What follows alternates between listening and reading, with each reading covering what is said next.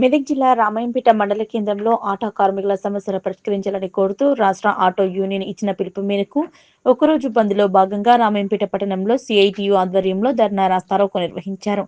ఈ సందర్భంగా జిల్లా సిఐటియు ఉపాధ్యక్షులు బాలమణి మాట్లాడుతూ రోజు రాష్ట్ర వ్యాప్తంగా ఆటో డ్రైవర్ల న్యాయమైన సమస్యల పరిష్కారం కోసం ధర్నా రాస్తారోకో చేపట్టారని అన్నారు. రాష్ట్ర ప్రభుత్వం మహాలక్ష్మి పథకం కింద ఫ్రీ బస్సులు నడపడం వల్ల ఆటో డ్రైవర్లు పూర్తిగా నష్టపోయారన్నారు. అదేవిధంగా ఆటో డ్రైవర్లకు సంవత్సరానికి 15,000 చెల్లించాలని పేర్కొన్నారు. ఓలా, ఊబర్, ర్యాపిడ్ ద్వారా అక్రమంగా నడుపుతున్న టూ వీలర్లను నిషేధించాలని తెలిపారు. ఆటో డ్రైవర్లకు థర్డ్ పార్టీ ఇన్సూరెన్స్ రాష్ట్ర ప్రభుత్వం చెల్లించాలన్నారు. డ్రైవర్లకు యాక్సిడెంట్ బీమా 10 లక్షలకు పెంచాలన్నారు. 50 సంవత్సరాలు పైబడిన ఆటో డ్రైవర్లకు వృద్ధాప్య పెన్షన్ ఇవ్వాలని తెలిపారు.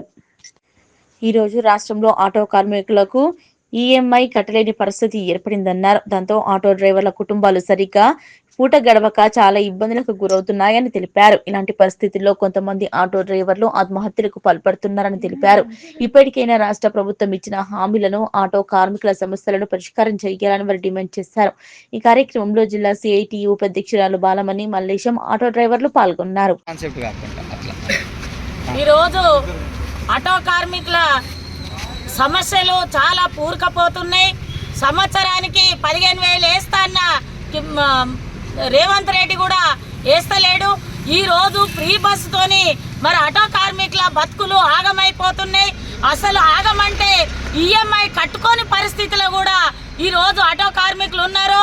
అదే ఎంతసేపు పెట్టుకున్నా మరి ఒక్క ట్రిప్ కూడా జరగని పరిస్థితిలో మరి చాలా బాధతోని ఆటోలు నడుపుతారు. అట్లే వాళ్ళ కుటుంబాలు కూడా గడవక ఇబ్బందులు అవుతున్నాయి. ఆ పిల్లలకు చదివించడం కానీ అట్లే ఇళ్ళ కిరాయిలు కానీ కట్టుకోవాలి. అదే ఈఎంఐ కట్టుకోవాలి. ఇవన్నీ పరిస్థితులు కట్టుకోలేక మరి ఆత్మహత్యలు కూడా జరుగుతున్నాయి.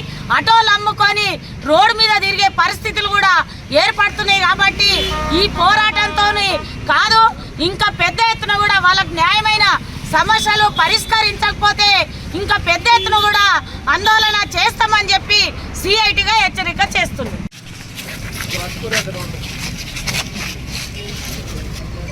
ఆటో డ్రైవర్ల సమస్యల పరిష్కారానికి నేడు డిసెంబర్ 7వ తేదీన ఒకరోజు బంద్ నిర్వహించాలని రాష్ట్రంలో ఉన్న ఆటో యూనియన్లన్నీ పిలుపు తీసుకోవడం జరిగింది. ఈరోజు బంద్ జరగాలి సహజంగా. అయితే ఈ బంద్ కంటే ముందు నిన్న ఈ రాష్ట్ర మంత్రి పొన్నం ప్రభాకర్ గారు స్పందించి ఆటో డ్రైవర్ల యూనియన్లకు ఇచ్చినటువంటి హామీ ప్రకారము ఈ రోజు ఉదయము ఒక దఫా చర్చలు జరిగినాయి ఆటో యూనియన్ల రాష్ట్ర నాయకత్వంతో. ఇక్కడ కొన్ని సమస్యల మీద కొన్ని అంగీకారానికి వచ్చి మరికొన్ని సమస్యలు ముఖ్యమంత్రితో మాట్లాడిన తర్వాత ప్రకటిస్తామని కూడా హామీ ఇవ్వడం జరిగింది. ఇది రాష్ట్ర వ్యాప్తంగా ఉన్న ఆటో డ్రైవర్ల విజయంగా సిఐటియు భావిస్తున్నది. ఎక్కడైతే పోరాటాలు ఉంటాయో అక్కడే సమస్యలు పరిష్కారం అవుతాయి. ముఖ్యంగా ఈ తెలంగాణ రాష్ట్రంలో కాంగ్రెస్ ప్రభుత్వం ఏర్పడడానికి ముఖ్యమైనటువంటి కారణము మహాలక్ష్మి పథకం పేరుతోని మహిళలకు ఫ్రీ బస్సును ప్రకటించడం జరిగింది. సంతోషమే, కొంతమంది మహిళలు లాభపడితే ఉపయోగమే అది. కానీ దీనివల్ల ఆటో డ్రైవర్ల యొక్క జీవితాలు ఆగమైపోయినాయి. ఇలా ఆటో డ్రైవర్లకు ఉపాధి లేకుండా పోతున్నది. మరి ఆటో డ్రైవర్లకు ప్రత్యామ్నాయం చూపాలని చెప్తున్నాము.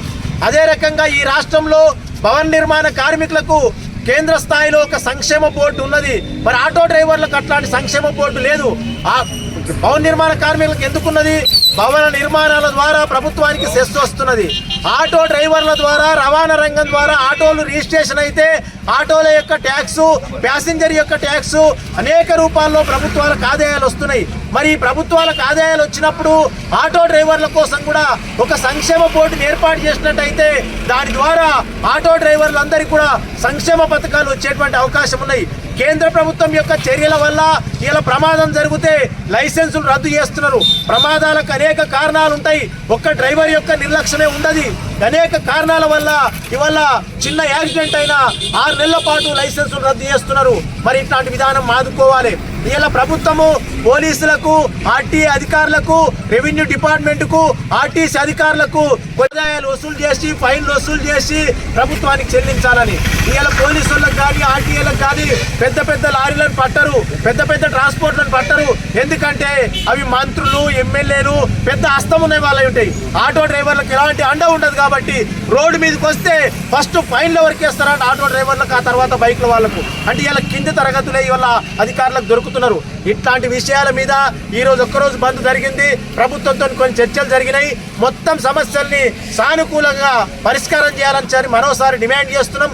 ఒకవేళ పరిష్కారం కానట్టయితే మరో పోరాటానికి ఈ రాష్ట్రంలో ఉన్న ఆటో డ్రైవర్లందరూ సిద్ధపడతారని చెప్పి సిఐటి తరఫున ఈ ప్రభుత్వానికి హెచ్చరిక చేస్తున్నాం.